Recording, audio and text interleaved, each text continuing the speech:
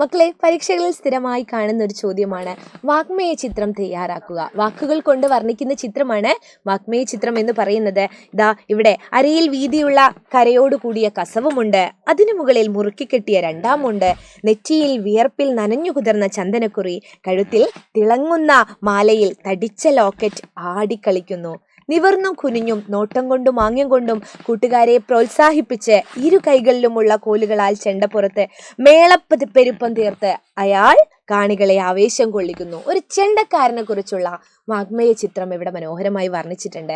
ഇനി ഇതാ നമുക്ക് എല്ലാവർക്കും പ്രിയങ്കരനായ ഒരു കവിയുണ്ട്, അത് കുഞ്ഞുണ്ണി മാഷാണ്, കുട്ടികളുടെ സ്വന്തം കുട്ടേട്ടൻ. ഇദ്ദേഹത്തെ കുറിച്ച് ഒരു വാഗ്മയ ചിത്രം എങ്ങനെ തയ്യാറാക്കാമെന്ന് നമുക്കൊന്ന് നോക്കാം കേട്ടോ.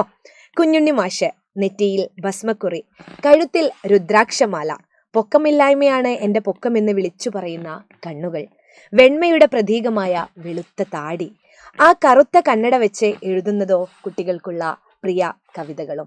ഇത്രയും തയ്യാറാക്കിയാൽ മതി അല്ലേ? നിങ്ങൾക്ക് ഇനിയും ഈ ബനിയനെ കുറിച്ചൊക്കെ പറയണമെങ്കിൽ അങ്ങനെയും കൂടെ പറയാം ഓർമ്മയിൽ നിന്ന്. ഇനി നിങ്ങൾക്കുള്ള ഒരു ടാസ്ക്കാണ്, എന്താണ്? ഗാന്ധിജി അല്ലേ? ഗാന്ധിജിയെ നമുക്ക് ഏറെ പരിചിതമാണ് അദ്ദേഹത്തിന്റെ രൂപം. ഗാന്ധിജിയെ കുറിച്ചൊരു വാഗ്മയ ചിത്രം ഒന്ന് തയ്യാറാക്കി നോക്കൂ.